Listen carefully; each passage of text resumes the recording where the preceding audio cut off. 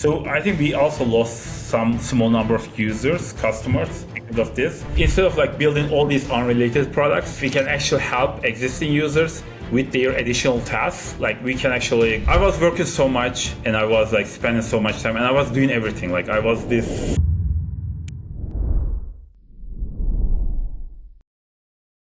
Aytekin, welcome to the show. Thank you so much for coming to join me today. Hello, Max. Thank you for having me in your show. I was really excited for this conversation. I think as a Bootstrap founder myself, I'm very interested in your story. You're almost 20 years into building Jotform. You've scaled to 25 million users, 600 employees, and you're growing at 50% year over year without ever having raised a dollar of venture capital or sold a single share of the company. And I'm curious, knowing what you know now, would you bootstrap it again, or would you raise venture if you went back to day one? Absolutely. I would bootstrap again because it's not just about the money, it's also about the freedom. And when you're bootstrapping, you're kind of, you define your own destiny. And you don't have to kind of, when you take an investment, there's like this timeline, there's kind of a deadline that you are expected to grow the company very fast so that there's an exit. Sometimes this exit is like the company being sold to another company. Sometimes it's an IPO, which is very, very difficult, not available all the time. There's very limited options, and you're expected to focus on the revenues most of the time, or just grow very, very fast and then you focus on the revenues. But with bootstrapping, you can kind of take your time. And especially for me, before I started Jotform, I didn't know anything about anything. I was an individual contributor. I worked at a media company in New York as a programmer, and I never managed anybody. I didn't know anything about business. I didn't know anything about finance, accounting, anything like that. So when I first started Jotform, if I had like an investment and if I had to like grow fast, that would be like, playing at a game, like a really tough game, starting at level 2 before even you learn level 1.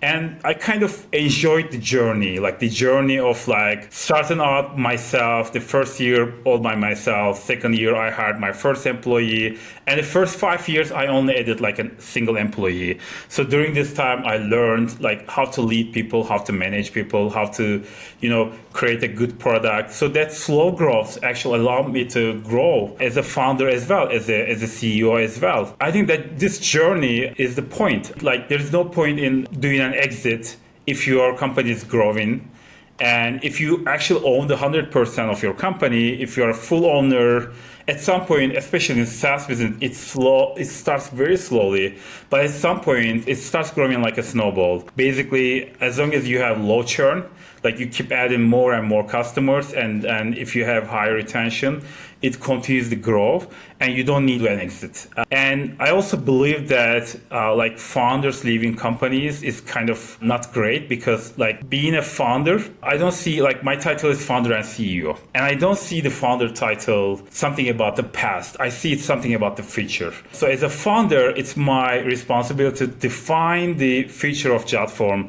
future of our team, future of our culture, future of our product. And I'm kind of focused on like, how can I define the future of Jotform?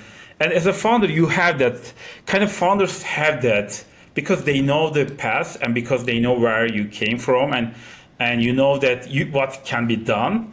And like many of the employees kind of assume that things have to be done in a certain way, and they can't like really think in 10x or 100x or like different kind of possibilities. But as a founder, you have that ability to kind of take it to different levels. That's what I try to do. Like I actually have a good COO, I have a good executive team, and I kind of leave all that stuff to them. And instead of doing all those stuff myself, I focus on the future of Jotform, like how we can kind of what kind of projects we can work on, like where is the bottlenecks or the constraints in our business, how can we grow it even further, how can we innovate. And I'm focused on that, and that kind of makes it more fun as well for me. Like I don't get tired. Like it's been 18 years, but I don't get tired.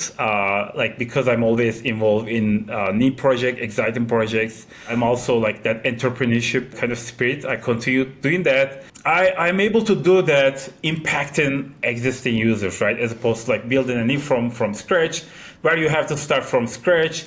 Now I am, building something that can be used by 25 million users, and that can have a bigger impact. I'm curious there when you're talking about your choice to bootstrap, I hear a lot about kind of a desire for freedom to build the company the way you want to do it, define the job that you want to have a fun career, and there's also a longevity aspect to it, by the sounds of it. And I'm curious, kind of, if a founder came to you, under what circumstances would you tell them it's a good idea to bootstrap? And I'm curious if there are any circumstances or situations where you'd say, maybe you shouldn't bootstrap your business. Maybe you should go raise venture or get an investment of some kind. So if they're first-time founders, I would definitely recommend bootstrapping because you are going to kind of learn everything in this way. One reason that you might actually want to take investment is like you're already an experienced founder. You have all the experience in your belt, and you have to move really fast. Like your competitors are moving so fast, they are growing so fast. If you have done similar things in the past, you kind of know what you need to do. You just need to scale fast. In those like situations, like you might have to do. I wouldn't do that. I can see why someone wants to take an investment in such cases. But with bootstrapping, even in the condition where you have competitors, maybe you don't want to look at competitors. I never look at our competitors. And kind of our employees sometimes look at the competitors, and I get that. Like I kind of when I see something, I feel like this looks like did you actually look at our competitors when you were like designing this or something? And they say yes, and I say okay, you looked at it once, but don't look at it again, because you want to actually come up with something new. Like if you kind of, when you look at your competitors, you kind of define what can be done and what couldn't be done. But if you don't know what others are doing, you have more freedom to kind of come up with creative solutions. And we try to come up with all these creative solutions all the time. Like we have all these different kind of stuff that we do to accomplish that. For example, we have like hack weeks. I think this year we have done like, at least 5 or 6 hack weeks already, like in the last 6 months. We do the design weeks. During the design weeks, like all of our designers actually like kind of competing with each other to come up with solutions or ideas. So we try to come up with all these like creative new ideas. Like when you have very limited time, it's kind of harder to do that. And I feel like even if you have competitors, maybe you don't want to just compete with them. Maybe we just want to come up with your own creative solution, create your own market. I feel like that's better. And when you're bootstrapped, you are not limited by time. Like you have like much longer time horizon to work with. For example, we had a really good competitor. They were called Wufu. They were much better than us because they were like kind of created by these designer founders. They were actual Y Combinator. They were like the first Y Combinator batch or something like that. So they had all that power of the Y Combinator, and they were really good. And what happened was that they did an exit. They got investments, and then they eventually did an exit. The founder actually left the company, and SurveyMonkey bought them. And then what happened was like SurveyMonkey kind of didn't maintain it, like didn't really put any resources behind it, and they stopped innovating. Like if you look at Google Trends, like you will see that they were going really well, and then they started going down. And maybe it was good for the founders, but when I look at from the view of the product kind of stopped innovating, and product kind of stopped there. And then and in our case, even though we were much behind them, eventually we were able to pass them. We continue to innovate and grow. And I think sometimes even if your competitors are going fast, maybe just don't worry about them. Just go to your own path and do your own thing, and eventually you are going to become successful. Maybe not exactly what they are doing, maybe in a different path, because it's just like this is like in this new age, like products kind of look like each other, but they can all go to different paths and they can all serve different markets. They can all be different. So if you start looking at your competitors, if you start like kind of when you take investment, like it's kind of part of that as an investment, like you have to compete and you have to beat them and you have to go ahead and you have to like have bigger revenues. As a bootstrapper, you have the freedom to like define your own path. That makes sense. I'm curious if you're trying to avoid looking at competitors and kind of not just trying to make sort of a replica product or chase features. What does your process at Jotform look like for deciding what to build? In terms of big stuff, I'm actually like, so I talked about being a CEO versus founder. And like a few years ago, I was working so much and I was like spending so much time and I was doing everything. Like I was this CEO who was doing everything and like I was like everywhere, like, office design and versus like, benefits. Like I was in all these meetings. Then I decided that I need to be a founder and I need to focus on the future of Jotform as opposed to like, all these things. So I like handed over everything to our COO, our executive team. And then I started focusing on being a founder.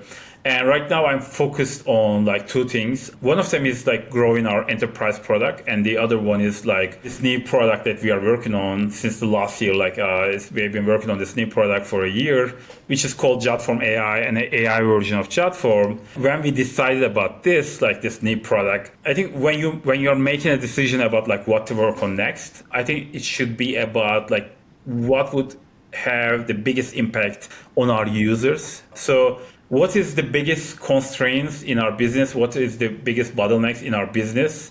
And what can make a biggest impact in our business or our users? I think that was the criteria that I usually use. And in this case, like there is this big opportunity, AI, which makes it much easier to kind of do things. Forms are kind of boring and like you type forms and they are not very smart, right? But with the AI, you can actually, what if instead of filling out a form, what if you could talk to this AI agent? When you talk to this AI agent, you don't just fill out the form, but you can actually ask questions. Like you can actually have a conversation with them. So we started thinking about these a year ago, and then we started building this product. And it's been taking a while. But during this time, we have been also we had some beta users to see how it goes, and we are continuously improving, and we are going to launch it in the coming months. The way we decided how to do this is like what would be the biggest impact we can have for our users. And as a founder, I'm kind of leading that project myself. And there is also other project going on. So we have like many product teams. I think we have like 15 product teams. The whole company is not working on this product, but probably around like half of the product teams. And we also have some AI product teams. They're all working on Jotform AI, but we continue to work on other products. On the other product improvements, we kind of look into what kind of features people need. And from there, we ask ourselves, like, what is the biggest problems people have? What are the biggest opportunities we have? And how can we actually make things easier for our users? So Jotform is a forms product. You might wonder why we are talking about so many products. That we actually have a single product. But over time, we discovered this. The forms are the first step, but there's so many things going on after the forms. Someone filling out a form is actually doing many other things. So, for example, you are applying for something, registering for something, or paying for something, filling out a form. And then there are other steps in that journey. There is a workflow, there is a process after that initial form submission. So we started kind of helping people with the additional steps as well, because, okay, if we can actually help people with the next steps, they will use more, they will use Jotform more, and they're going to become a bigger customer, bigger user of Jotform. So, this is going to lower churn, but at the same time, we are kind of, instead of building all these unrelated products, if we can actually help existing users with their additional tasks, we can actually grow our product without actually compromising, without losing focus, without compromising, our mission to help them automate their forms and the next step in their forms. So we start building all these additional products. We have a document generation, a PDF generation product. We have a product that allows them to do approvals and workflows after the initial form submission. We have an app builder product where you can actually build these mobile apps and add your forms and other things into your apps. We have a e-sign product, Jotform Sign, where you can actually, if you get a form submission, if you need to get them to sign a document later on, you can actually, do them back to back, or even within the form, you can accomplish that. So we added all these additional products so that we can help our existing users with additional tasks. So that's how we kind of decide what to work on next. Like, how can we add a product or feature or improve existing product or feature so that more users can actually get an impact from this, like get value from this. How can we increase the value Jotform provides to them? And that's how we look at them. And it's about like number of people multiplied by the value we provide, right? And if we can actually increase the value of a product that a lot of people use, we actually get much bigger value out of that because there's a multiplication. And if you build a product no one uses, like new product, then we can't get that multiplication because existing users won't be using that product. Yeah, with the Jotform AI, we thought that what if we can actually replace, like what if we can disrupt our own product? Like instead of filling out a form, what if we can actually get people to, forms are boring and forms are not very smart. What if we can replace forms with an more fun and exciting and smart AI agent, which doesn't just help you with filling out a form, but it also helps you with your questions. It can do discovery, it can ask you questions, and it can be a sales agent or it can be a customer support agent, so that it can actually, like if you have a lead generation form, and which we actually used our own product with the enterprise sales, like we kind of tested this to see, if we replace our enterprise form with an AI agent, what kind of performance we get.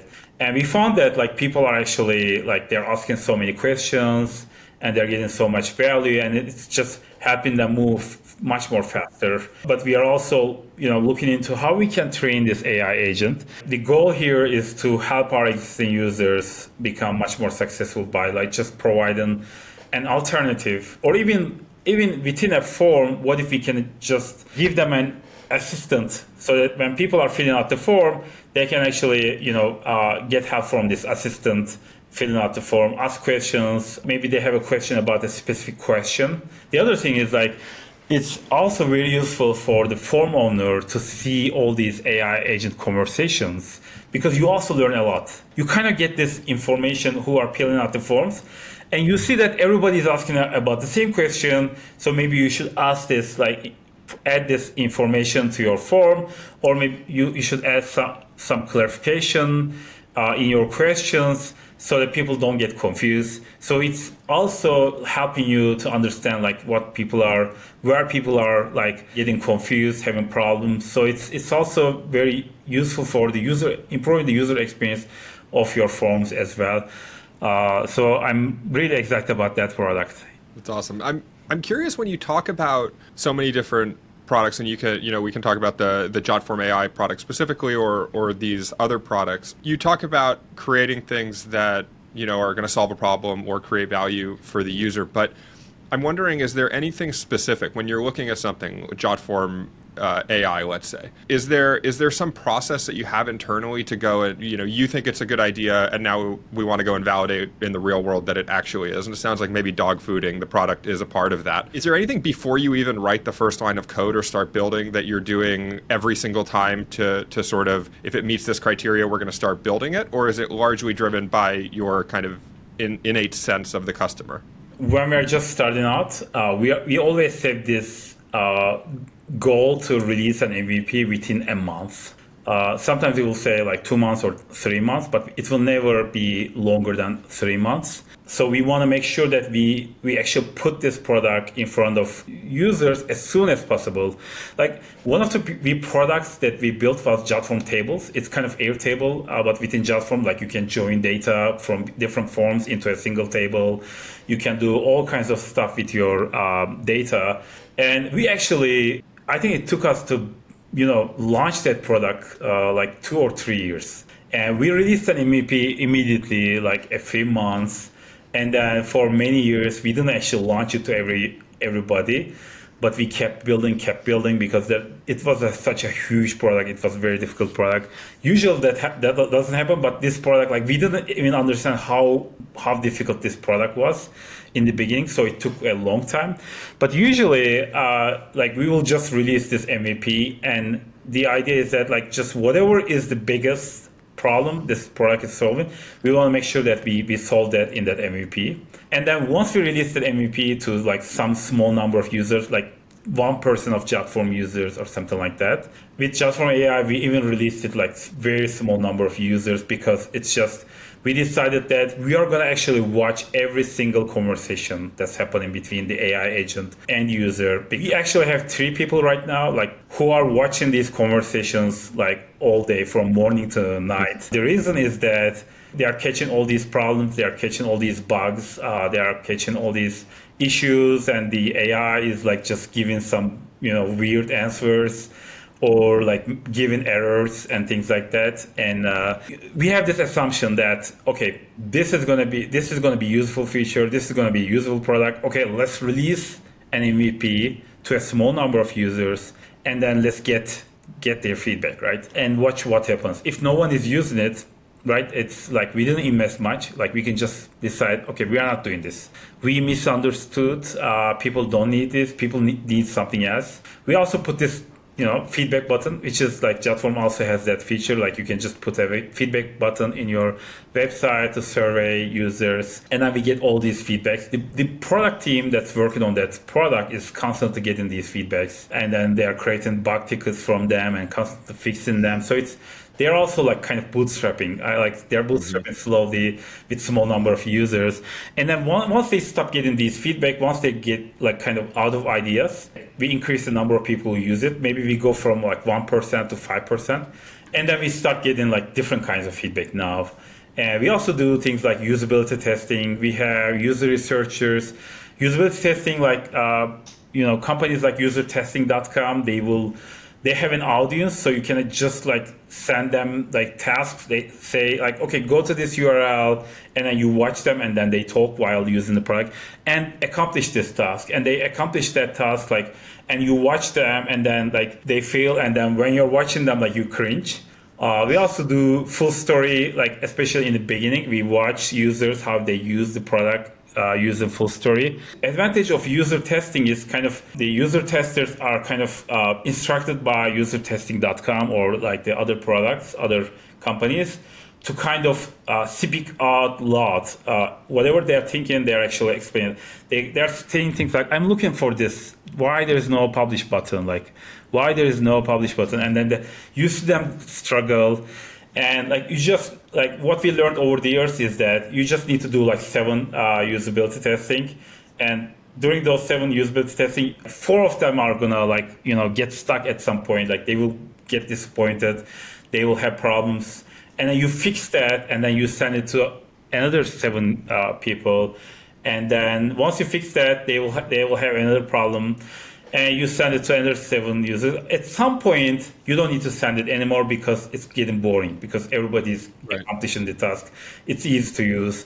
And so we do usability testing. Another approach we have these user researchers who are like all day long, they're just talking to customers, users. Like they're just having these like half an hour, 45-minute conversations with the customers. Customers are telling them like, hey, this is the reason why we use the product. This is the reason why we are using this feature.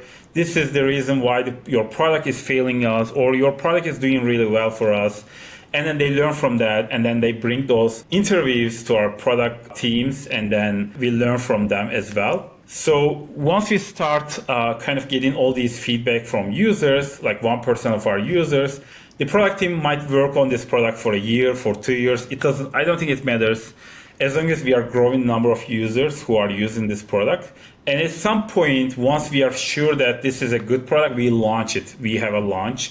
And launches are, I think, important because, it's a celebration for the product team or teams that are working on that specific product.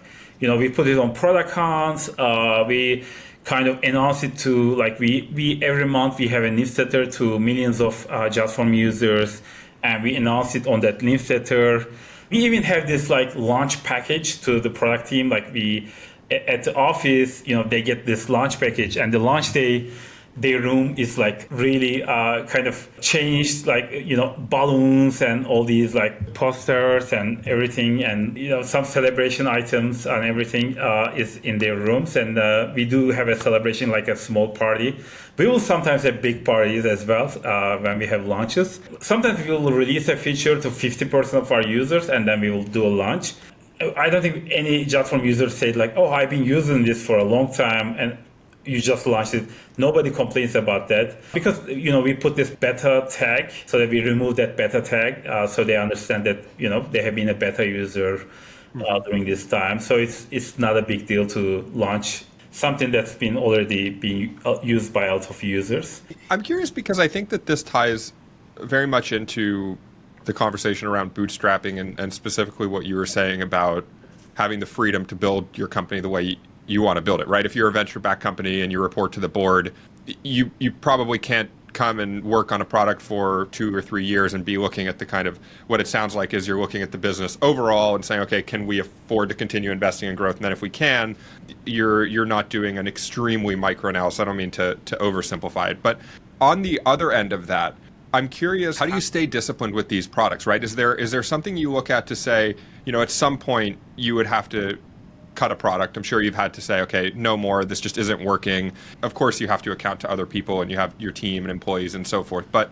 when there's not someone there that's saying, hey, stop investing in this product, how do you handle that and differentiate between this just is a bad idea versus we haven't executed it well yet? Because those two in practice, I'm sure, can look very, very similar, and it might be hard to tell, okay, are users not using this because we built it wrong, or are users not using this because this just isn't something that they care about? I think the approach we are all taking is already kind of making sure that we are not building anything that people don't use.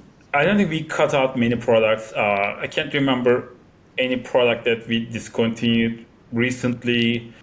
Because we are just starting very small, if we cut out something, we cut out in the beginning, right?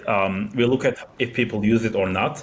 And if we see that people are not using this product and we can't get value, like we will pivot at that point and to something else, maybe, or we will stop maybe developing it and cut out at that point. But because we are just starting with this MVP, and because we see people using the MVP, and we continue to look at the metrics and keep developing the product with the metrics in mind, like just the team is looking at the metrics every week, like just making sure people are using it, people are using all the features. They follow metrics and look at the feedback. And because of that, we don't have that problem with like cutting out products or features in the feature much. So that's usually not a problem. Sometimes like you have to decide like which products to focus on, right? And in those cases, we actually look at like the usage numbers, right? If a product or a feature is being used a lot, then we kind of focus on improving them. And if there's a feature that's not used by many people, then we kind of, we might go into like this maintenance mode where we only fix bugs. We are not improving those products. So, just one example is Jotform Analytics. We built this analytics product feature so that you can actually see all these different like metrics for a product, but we discovered that people actually don't care about like conversion rates or things like that in their forms. I don't know why, because it just maybe it doesn't really help them with anything. Like they are just processing every form submission anyways. We are fixing bugs in this product, but we haven't improved that for many years because like we don't see much usage on that product.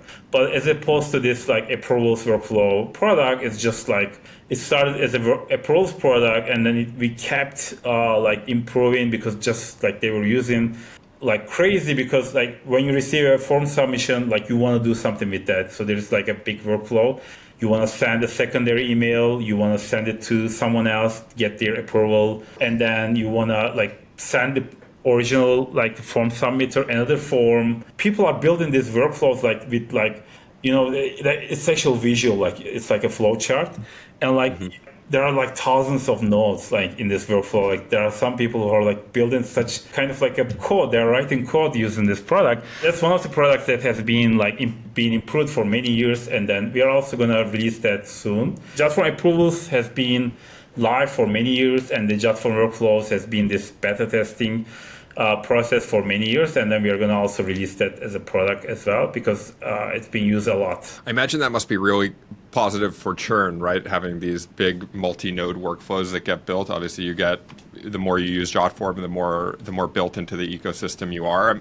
This might be a weird question, but when you started, you obviously didn't have all these products. Was there any key product or inflection point on sort of volume of products where you saw users start to really get embedded in the ecosystem, or was there kind of a killer feature that you built that you didn't expect to have a big outcome that created that sort of that ecosystem, or was it just a natural progression over time? You add a product, they get more integrated, people use the product longer, they get more and more integrated and so forth, or was there kind of an event of any kind like that? I think the biggest like improvement we saw in like churn or onboarding, the first time users has always been the form builder. We rewrote our form builder like 4 times. And every time we rewrote it, like we have seen a big improvement in people who are like getting onboarded, getting activated much faster, and then keep using Jotform more.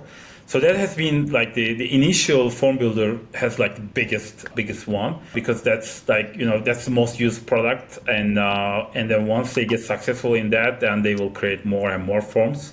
But other than that, I think document generation, the PDF editor feature is like the second biggest one, because people are they actually like turning these form submissions into like these durable like PDF files where they can actually attach those PDF files to email, send it to someone else, or just keep the data in that way, or just create something from those data, like some document that they can store from those like form submissions. So that kind of made a big difference when we made our PDF document generation product better. That also we have seen a big improvement in people who are using Jotform, and that's still the second biggest product our Jotform users use. What's the biggest? Biggest one is the form builder. The forms, okay. Yeah. You talked there about the kind of initial form building product.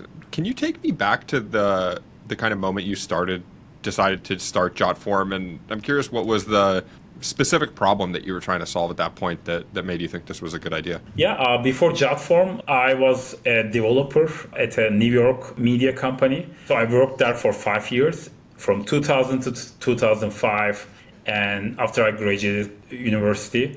And one of my duties was to create forms. And I hated creating forms. Like we had like over 100 websites, and our editors always needed forms. They asked for like questionnaires, polls, surveys, contact forms, payment forms, contests, registration forms, all kinds of forms. And like, I was like, oh, another form. Okay, I'm gonna create it. Okay. It made them very happy. Like our editors were like really happy about the forms where they could use on their websites.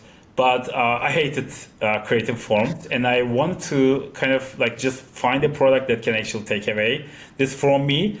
But I couldn't find one. Like there were like some products, but they didn't really work well. There was a SurveyMonkey, but SurveyMonkey was just focused on surveys, which was very small percentage of the requests I got. So I decided, okay, maybe this is the product I need to build, because there's no good product. I can actually do a good job, build a great product. So I was already like I already understood the market. I already understood the needs of the people. I knew like what was needed.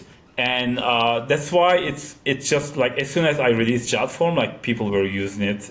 When I released Jotform, my PR angle was the technology angle, because like just Gmail recently came out at that time, and like it was like one of the first single page apps, like where you can actually do things on a single page. Before then, like software was something that you installed in your computers as a installable product, as opposed to like something you run on your browser. And it was very few number of cloud-based product existed at that time. Salesforce was like promoting the idea of cloud based product. Like the SaaS word probably wasn't invented back then. And so I used that like, hey, I built this single page app. Like you can just go there and drag and drop these form fields into your form, and then you can instant edit your form on the page. And I didn't even put this registration form. Like you could just go to jotform.com and then you can build your form without registering, without like seeing a landing page. It was like showcase of what can be done. And that actually, that was my PR angle. And then, I wrote to these like tech news, websites about my product. I posted on Business of Software at that time. Like that was, one of the biggest, like, similar to Hacker News, was one of the, forum sites. Reddit didn't exist back then. I think the technology angle could really work for founders who doesn't know how to do marketing and PR. Yeah. And that's your power. Like you are a good engineer. Like you can build things. And if I was a founder today, I would use the AI angle, like very straightforward. Like everyone wants to talk about AI. And if you build some cool AI product, everyone is going to talk about it in social media or, all these like product sites, like product count. So I think the technology angle really works. So I had a product like people really needed, and there was a big kind of need in the market. I also did a good job at the PR by like just talking about the technology. And that resulted in, even from the first day I launched in 2006 to get people to sign up and start using the product. I also had this like forum where it was open to everyone, and I provided support then. And people could see that like they can ask questions, and then my answer was like, okay, people reporting a bug, and my answer is fixed now. Look at it now, fixed. And someone is requesting a feature, and I say, okay, done. Ready, go and use it. Just like that. And then this actually helped me build this. If you're small, use that to your advantage. Like just people could see like I'm a one-person company, but they are okay with it because they can see how much I am actually like kind of dedicated to really building this product. I have a blog, I'm writing on my blog. And I have this forum where I'm constantly posting answers and helping them with the product. And I could see people using this. The first, another thing that was really important was I made all free. There was no limits, all free, so that like they can use the product without worrying about like, signing up or like, of course, once they needed to send their email address, they had to sign up, provide their email address, but they could create their forms without signing up. During the first year, it was all free. But I was open. I said, we are going to become a freemium product, in the future, but at this point, it's all free. Use it as much as you can. And this helped me build a customer base. Like during that first year, like the first 1 year of Jotform, we had like 15,000 signups. As soon as I released the premium version, and it was only like $9 a month at that point. Like I got like 500 people upgraded to the premium version the next year. So that was a good start. So, I had my second employee at that point. I think it's like free is a great tool. Even today, Jotform has a free version, until like 100 submissions. And all of our products are actually free up to like some limit, and which allows us to kind of get to meet with people.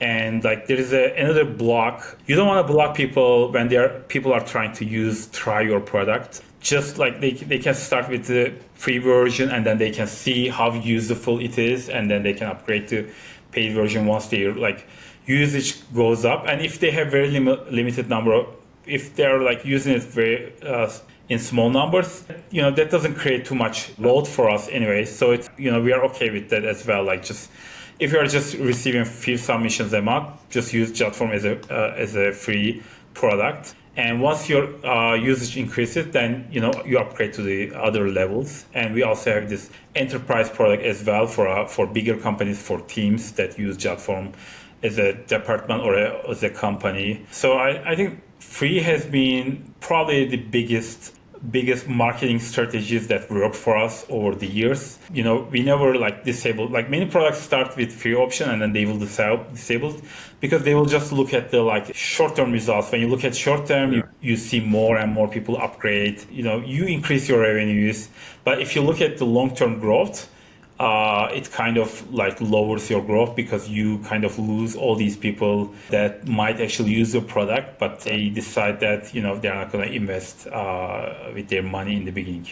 I'm really interested in understanding kind of what went into early adopters being early adopters, right? It's really easy to sit here in hindsight now and say, oh, it was a good idea to kind of have a product-led strategy, right? And have this free product. But at the time, I don't think that, product-led growth was not what it is today. I don't think that you were kind of looking at a bunch of other companies and saying, oh, let's do it that way, right?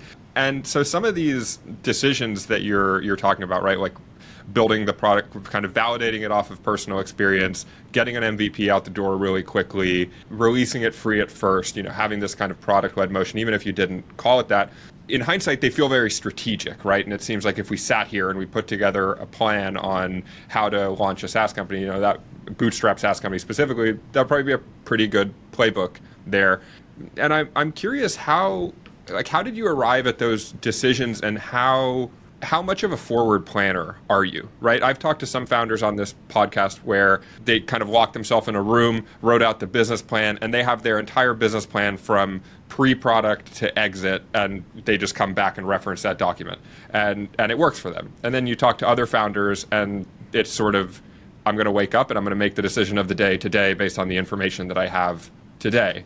And so I'm curious, putting some of those things together, like how did you arrive at those early, really key choices? It seemed like they were, led to the fast growth. I mean, turning on a paid subscription and getting to 500 users, that's pretty big success for a Bootstrap founder. And so I'm really interested kind of like what went into that thought process of what that planning looked like, and how much of it was sort of planned versus just trying to make the best decision of the day. I remember like in the early days of Jotform, when we were getting a few signups, that I created this document that called How to Reach 1 Million Users.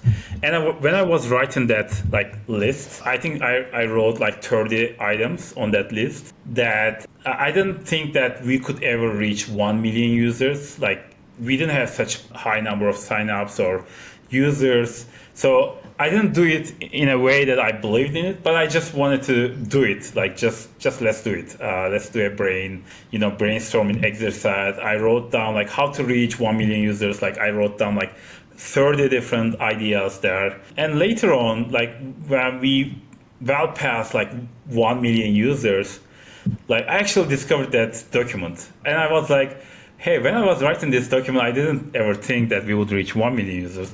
And when I read all these items on it, I kind of also recognized that we actually tried everything, and pretty much none of them actually worked. Like only a few of them worked, but those few of them really made a big difference. So I think planning is useful. Thinking about the future is useful, but I don't think like it's a good idea to just like plan yourself like step by step.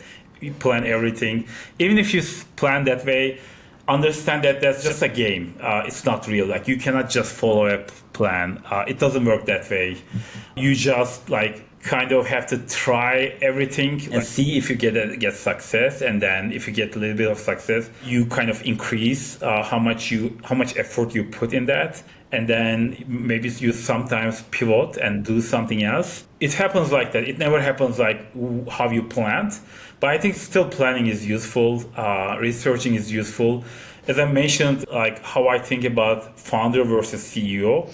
As a founder, I think it's important to kind of, these days I'm spending a lot of time like researching. I'm reading books. I'm reading blog posts and like watching these YouTube videos, podcasts, because I'm actually learning a lot about enterprise growth and about AI from these different people.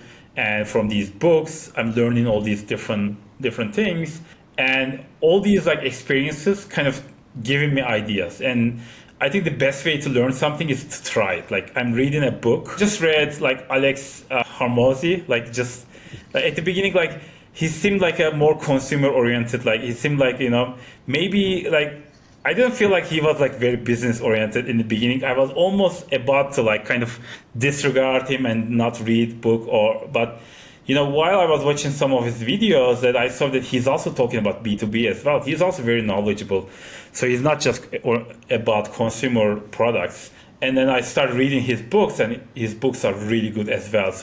And I learned so much from that, and I'm now like, how can we apply these lessons to our enterprise product, right? He's selling like gym memberships, things like that. He's selling these consumer products, but his ideas kind of apply to enterprise sales as well, like because he's kind of developed all these ideas about like how to use like social media advertising to kind of find your target market, and then just get them to kind of give them some free like lead magnets, and then like give them an opportunity to meet your product, and then you take them to the next level. So we haven't applied any of the lessons from those books, but I kind of learned from them as well. Like it just gave me a different perspective about like what can be done about it, because we have been so much this product-led company for a long time that we didn't have a salesperson during like first 12 years of Jotform. Like we started like doing sales last 5-6 years, and I'm just starting to learn it, how to do sales, how to do lead generation, and all this stuff. I wasn't really excited about that. Like sales, like being a salesperson, it's kind of like, it's not really exciting. Like just being a kind of engineering oriented, being more product focused. Like I see it as like, you don't see it like this really exciting or like really something to reach for, but it also has its own science. It also has its own ways, and it's also exciting because you can have the best product in the world, but if you cannot like bring that product in front of people, if you cannot sell it to people, and with product led, you can only reach like some people. Like these big companies, you cannot actually reach them without salesperson. You cannot reach them without having this, SOC 2 compliance or, HIPAA compliance, all these different kind of like security, without filling out these like 20-page security questionnaires. Those people on these big companies, they actually need your product more, but they cannot use your product if you don't have this, this enterprise product as well. I'm really interested in your story just because you've been doing it for so long. Like a lot of founders these days that I'm talking to, they've been in the company for 5 years or whatever. They haven't been doing it for 20 years. As a lifelong learner, like you strike me as someone that's really learning all the time, very sort of growth mindset type of person. Is there anything that you learned along the way where you were just like, man, I wish I knew that on day one? So, maybe something you've learned recently, maybe something you learned 3 years in, but were there any lessons like that just really helped you turn a corner or reach a new level or break through some barrier, that kind of thing? In Jotform, I had this problem with doing everything. Like I was doing everything. Like I was doing, accounting, legal, HR. I was ordering supplies for the office, and I was helping our team with the product, doing marketing. I was also doing like support at some point, like I was like spending my time from morning to night almost doing support, and like just emailing customers and answering support tickets. Right at this point, something else happened. Google actually released a competing product. Google released Google Forms. So here I am like out of control, like I'm just doing everything, and I'm not focused on my product as a founder, and I'm not really focused on the feature. I'm just focused on all these operations, and I was doing everything. Now I have to compete with Google, and I have to advance my product. Like I cannot just continue doing this. So I decided that I took off some time, and I looked into like what I'm doing and why this is not working well, and I decided that I need to change something. Like I need to automate things, I need to delegate things, or just stop doing things. That was a decision point for me, and I had like 5 support people to replace me. Like I stopped doing support. And support, like doing customer support, actually helped me a lot because I understood what people needed. But at that point, like I've been doing so much support that I already understood people, like our users, our product, so well that I didn't actually need to do it more. I could just do it time to time, and that was enough. I delegated support to support employees. I went to like Odesk. Now it became Upwork. I went there and I hired these remote employees, and then they started doing support for us. I started automating everything in our business, like for example, how we did product development, how we did like continuous, deployments, things like that. I also kind of automated the way I processed my emails. Basically, like instead of like getting lost in my inbox, I created these priorities and just I started looking at my emails in priority based order by just like instead of like just everything going into my inbox, I created these like different level 1, level 2 and level 3 inboxes where let's say if someone important emailed me, it would go to like level 1. If something about specific topic came, it would go to level 2. So I prioritize my email so that when I had time, I would just process level 1 emails, and then once I cleared that inbox, I would go to level 2. And then I don't have to worry about like missing some important email from like Stripe or PayPal or something like that. I could make sure that I'm on top of the top like high priority emails while I'm still like not spending my whole day in email. So I started doing all this automation as well, and I started like kind of teaching these automation principles to my team as well. And then I learned so much about automation that I also started implementing all these automation ideas within our product as well. And I even wrote a book about it, like Automate Your Busy Work. I released that book last year. A few years ago, I actually made the exact same mistake. But this time, even though I was automating, like delegating everything, this time I was like the things that were defined as important things were like just got out of control. Like as we reached like 500 employees, 600 employees, like everything became important again, and I was doing the same mistakes. But this time I just said, okay, I'm gonna leave everything to my COO and just gonna focus on 2 things. In the beginning, I was just focused on 5 things. Like Monday, I would focus on something.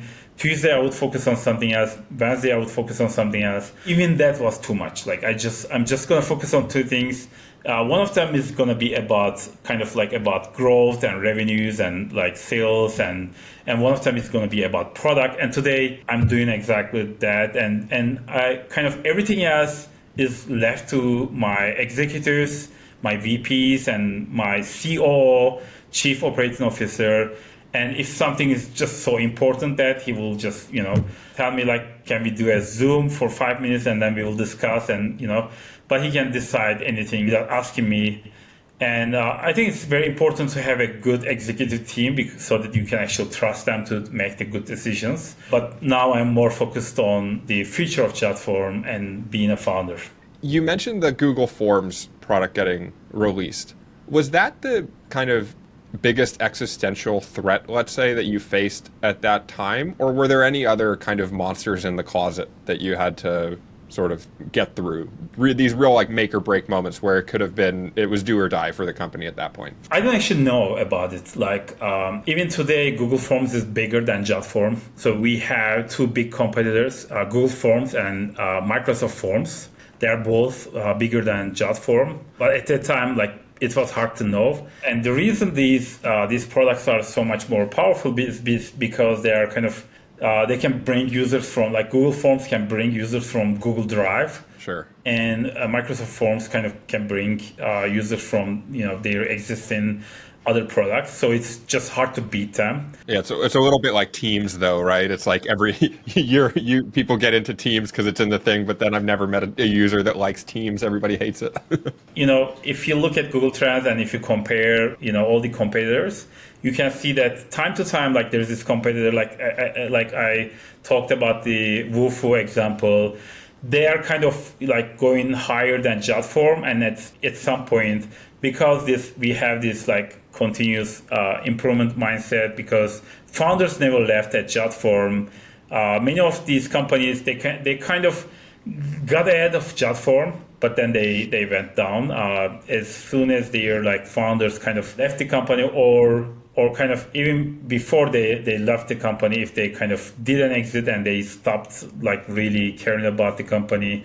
I think none of our competitors ever had this like continuous growth as Jotform had. So that's one way I look at it from Google Trends, comparing all the competitors. So like Google Forms, like it was kind of, we didn't know how big a threat was. And today, like, they are kind of ahead of Jotform, both Microsoft Forms and Google Forms. But we continue to grow, and then they are kind of in the same levels over the years. So I feel like we have the potential to even go over them eventually if we continue this path of continuous improvement and growth. So even if we don't ever pass them, like they have like so limited features because like they are not the priority of these companies. Like Google Forms is not a priority for Google.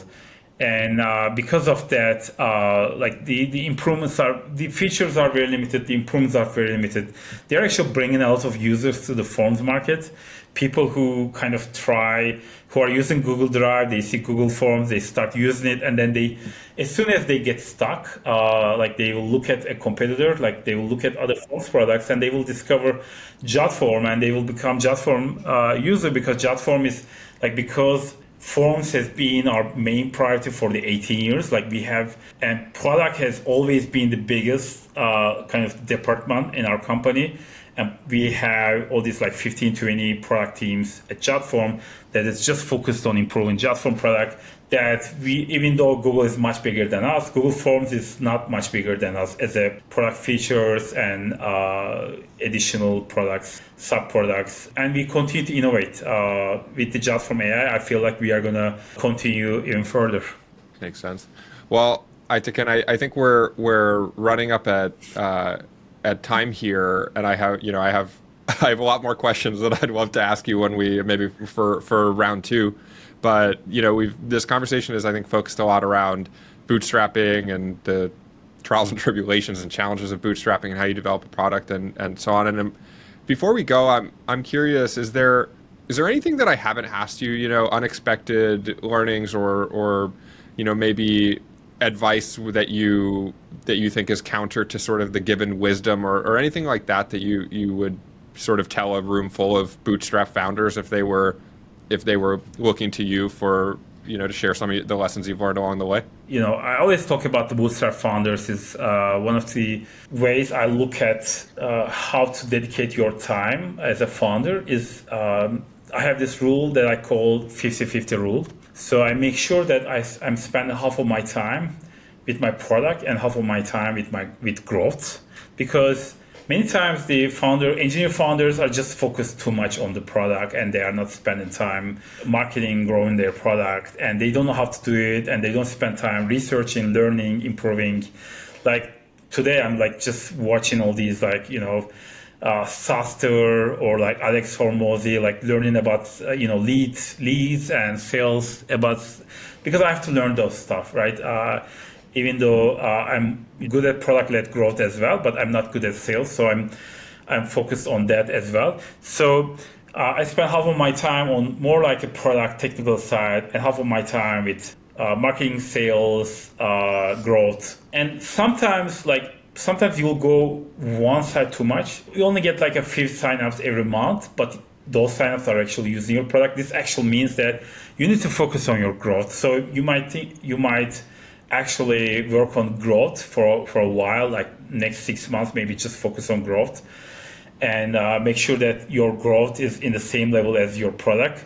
But I think if you keep this in mind, having like this, make sure that you're doing well with your product and you're doing well with your growth, with your marketing, that you're going to grow further. And sometimes founders are sales oriented or marketing oriented, they're business oriented, and then they're not really focused on making their product good.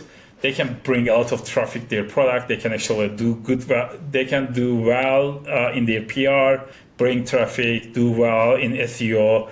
But all these people are just churning up like quickly. They're not like staying with you.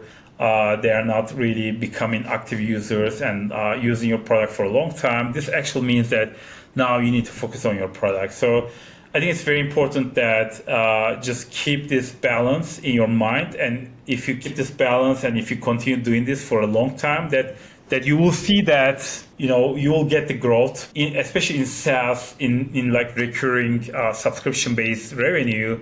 If you can actually keep people, it's going to snowball. The number of people you use will snowball. This will allow you to grow your team and grow as a company. So just keep that 50-50 rule in your mind. Make sure that you focus on both product and growth. Oh, that. Keep it simple. Yeah. I think that's a great note to call it a pod. Thank you so much for joining us, Aytekin. Thanks. It's been really fun having this chat. Bye bye.